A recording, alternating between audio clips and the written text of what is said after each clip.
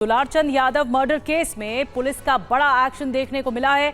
Patna police ने अनंत सिंह को गिरफ्तार कर लिया है। देर रात घर से अनंत सिंह की गिरफ्तारी हुई है और गिरफ्तारी के बाद पटना लाए गए अनंत सिंह के 2 सहयोगी भी इस मामले में गिरफ्तार कर लिए गए हैं। तो पुलिस की तरफ से एक्शन दिखाया गया है। अनंत सिंह को इस मामले में गिरफ्तार किया गया। अब आज कोर्ट में पेशी कराई जाएगी अनंत सिंह की।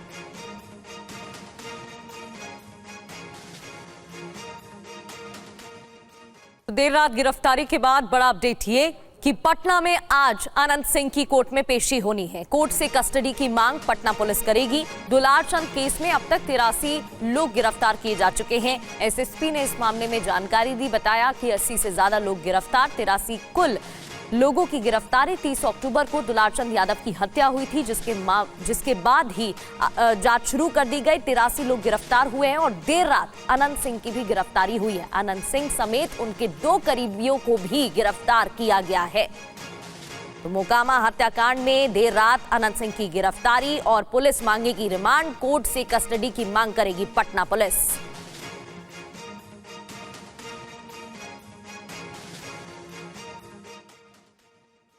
जब अनुसंधान किया गया तो पाया गया कि जो प्रत्याशी हैं वो वहाँ पे मौजूद थे, उनके सामने में घटनाएं हुई हैं और जो इस कांड के मुख्य अभियुक्त भी हैं अनंत सिंह, उनकी आज गिरफ्तारी बेड़ना गांव से किया गया है। इस पूरे मामले में 3 लोगों की गिरफ्तारी हुई है। जो प्रत्याशी हैं अनंत सिंह, उनकी गिरफ्तारी हुई है।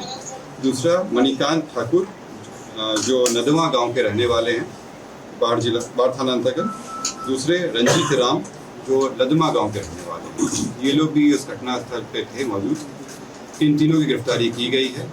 इन तीनों को आगे मजिस्ट्रेट के सामने प्रस्तुत कराया जाएगा और आगे विधि सम्मत कार्रवाई की जाएगी। इसने जो कार्रवाई की है वो आपने सुना। अब आपको बताते हैं आखिर अनंत सिंह की गिरफ्तारी कैसे हुई। मोकामा के घर से अनंत सिंह को गिरफ्तार कर लिया गया। बेड़ना गांव से अनंत सिंह की गिरफ्तारी हुई है। 1-2 नवंबर की रात गिरफ्तार किए गए अनंत सिंह। भारी संख्या में बेड़ना गांव पहुंची, वहां पर समर्थक भी मौजूद थे। पुलिस वहां पर पहुंची। रात में मोकामा से पटना ला गए अनंत सिंह। दुलारचंद हत्या केस में अनंत की गिरफ्तारी हुई है। हत्या केस में अनंत के 3 सहयोगी भी गिरफ्तार किए गए हैं। दुलारचंद केस में अनंत समेत कुल 83 लोग अब तक गिरफ्तार किए जा चुके हैं। तो आखिर कैसे आधी रात में अनंत सिंह की गिरफ्तारी हुई, कितने पुलिसकर्मी इस दौरान पहुंचे थे, रिपोर्ट देखिए। दुलारचंद यादव हत्या मामले में देर रात पटना पुलिस ने बड़ी कार्रवाई करते हुए मोकामा से बाहुबली प्रत्याशी अनंत सिंह को गिरफ्तार कर लिया। पुलिस ने अनंत सिंह के अलावा मणिकांत ठाकुर और रंजीत राम को भी गिरफ्तार किया है। तीनों को मजिस्ट्रेट के सामने पेश किया जाएगा। फिलहाल ये सभी पटना पुलिस की गिरफ्त में हैं। अभी से थोड़ी देर पहले गिरफ्तारी उनकी हुई है और बेड़ना गाँव है जो बाढ़ के अंतर्गत आता है, वहाँ से गिरफ्तारी की गई है। कितने लोगों की गिरफ्तारी की गई है? 3 व्यक्ति की गिरफ्तारी है इसमें। एक अनंत सिंह है, बाकी 2 लोग? 2 उनके साथ में थे जो घटनास्थल भी उस दिन मौजूद थे और के सहयोगी भी रहे, करीबी भी हैं, उनकी गिरफ्तारी की गई है। क्या दूसरी तरफ से भी किसी की कोई गिरफ्तारी की गई है? उसमें बताया कि अन्य जो मामले हुए थे उसमें कई लोगों की गिरफ्तारी की गई जो दोनों पक्ष से हैं और जितनी भी असामाजिक तथ्य उन सब पे गिरफ्तारी की गई है। दुलारचंद के पोस्टमार्टम रिपोर्ट में क्या सामने आया है, पटना के एसएसपी कार्तिकेय शर्मा ने टीवी 9 को बताया। पोस्टमार्टम रिपोर्ट में क्या कुछ आया है, अगर आप उसे डिटेल में बता पाएं। पोस्टमार्टम रिपोर्ट में दिया है कि उनकी जो मृत्यु हुई है वो जो हार्ट ब्लड सब्सटेंस के साथ जो उनको चोट लगा है उससे उनको हृदय और फेफड़ों में जो चोट आई है उससे मृत्यु हुई है। आपको बता दें कि दुलारचंद हत्या मामले में पुलिस ने 3 एफआईआर दर्ज की है। पुलिस ने अब तक अनंत सिंह समेत 83 अभियुक्तों की गिरफ्तारी की है। इससे पहले दुलारचंद यादव हत्याकांड मामले में चुनाव आयोग ने बड़ा एक्शन लेते हुए कई अधिकारियों का ट्रांसफर कर दिया है। आयोग ने एसडीओ चंदन कुमार और 2 एसडीपीओ का तबादला किया है। इसी ने तीनों अधिकारियों के खिलाफ कार्रवाई करने का भी आदेश दिया है। चुनाव आयोग ने एसपी ग्रामीण का भी ट्रांसफर किया है। और इससे पहले डीआईजी के नेतृत्व में सीआईडी की टीम दुलारचंद मर्डर केस की जांच करने मोकामा टाल पहुंची। 2 घंटे तक टीम ने पूरी पड़ताल की है। सड़क की पैमाइश और जांच में ये पुलिस की टीम जुटी है, जो सीआईडी के आईजी जयंत कांत के नेतृत्व में आरजेडी नेता दुलारचंद मर्डर मिस्ट्री की जांच कर रही है। मोकामा टाल में जिस जगह पर हत्या की वारदात हुई, उस जगह पर पुलिस एक बार फिर पहुंची और करीब 2 घंटे तक पड़ताल की। देख सकते हैं कि ये दूर दूर तक वीरान मोकामा का टाल क्षेत्र है, जिसमें पानी भरा है। टाल के बीच से गुजरती हुई सड़क बेहद संकरी है। जानकारी के मुताबिक सीआईडी की टीम कई पत्थर के टुकड़ों को भी साथ ले गई है। और प्रधानमंत्री नरेंद्र मोदी बिहार विधानसभा चुनाव में आज बीजेपी प्रत्याशियों के लिए वोट की अपील करेंगे। 2 जनसभाएं इस दौरान उनकी रहने वाली हैं। एनडीए प्रत्याशियों के लिए वोट की अपील पटना में करेंगे। 2.8 किलोमीटर लंबा रोड शो। आरा और नवादा में प्रधानमंत्री नरेंद्र मोदी की जनसभाएं। बिहार में चुनाव प्रचार का पारा चरम पर है। सभी सियासी दलों ने चुनाव जीतने के लिए पूरी ताकत लगा दी है। पीएम मोदी आज बिहार में कई जनसभा और रोड शो करने वाले हैं। पीएम मोदी दोपहर 1:30 बजे आरा में जनसभा को संबोधित करेंगे। इसके बाद वो नवादा जाएंगे, जहां 3:30 बजे वो वहां रैली करेंगे। नवादा के बाद पीएम मोदी पटना में शाम 5:30 बजे एक रोड शो करेंगे। पीएम का रोड शो दिनकर गोलंबर से शुरू होगा। ये नाला रोड, ठाकुरबाड़ी रोड, बारीपथ, बाकरगंज, उद्योग भवन तक जाएगा। रोड शो के लिए 10 स्वागत स्टॉल लगाए गए हैं। यहाँ पर हजारों लोग मौजूद रहेंगे। रोड शो समाप्त होने के बाद पीएम मोदी पटना सिटी स्थित गुरुद्वारे जाएंगे। गृह मंत्री अमित शाह भी आज पारू में 11:45 और महुआ में 1:15 पर रैली को संबोधित करेंगे। कांग्रेस के सांसद राहुल गांधी बेगूसराय और खगड़िया में चुनावी सभा को संबोधित करेंगे। राहुल बेगूसराय में 12:30 बजे सोना चिमनी परना के पास जनसभा को संबोधित करेंगे। दोपहर 2:15 पर खगड़िया के JNKT मैदान में रैली करेंगे। आरजेडी नेता तेजस्वी यादव आज मोकामा में चुनाव प्रचार करेंगे।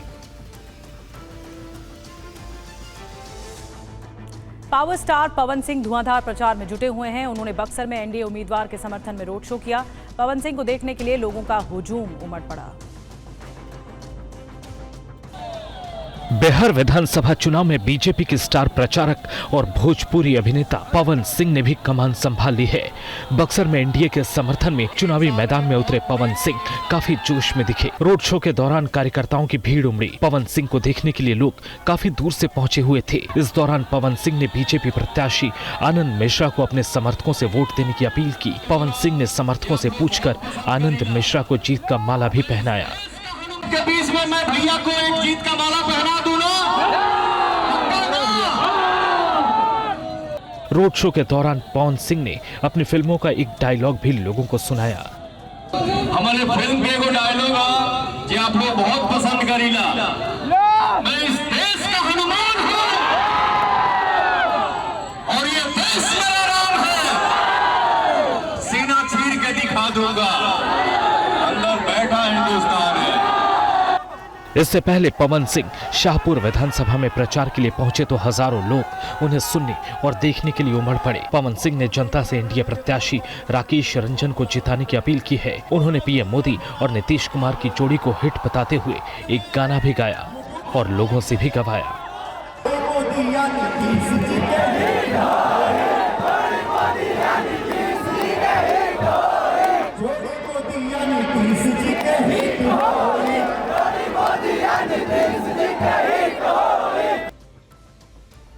और बिहार के मुख्यमंत्री नीतीश कुमार अक्सर कुछ ऐसा कर जाते हैं जिसकी वजह से चर्चा में रहते हैं। हाल ही में वैशाली में उनकी रैली के दौरान ऐसा क्या हुआ जिसके बाद एक बार फिर से चर्चा का विषय बन गया है, देखिए।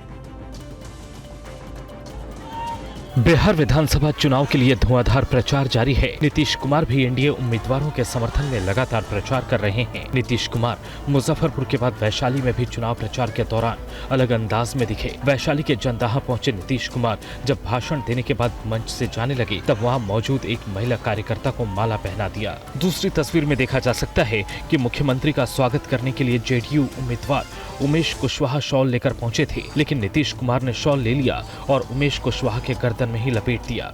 इस तस्वीर को देखिए। नीतीश मंच पर बैठे थे, अचानक उनकी नजर मंच के सामने कुर्सी पर बैठे एक व्यक्ति पर पड़ी। उन्होंने पहले प्रणाम किया, फिर हाथ हिलाकर उन्हें अभिवादन किया। मुख्यमंत्री ने इशारे में उन्हें कहा कि आप बैठे हुए हैं। मंच पर एक साथ कुर्सी पर अलग अलग बैठे सीएम और जेडीयू उम्मीदवार उमेश कुशवाहा की पीठ थपथपाने लगे। उसके बाद कुशवाहा ने नीतीश का पैर पकड़ लिया और प्रणाम करने लगे। इससे पहले भी नीतीश कुमार मुजफ्फरपुर के औराई विधानसभा सीट से बीजेपी उम्मीदवार रमा निषाद को जबरदस्ती माला पहना दिया था।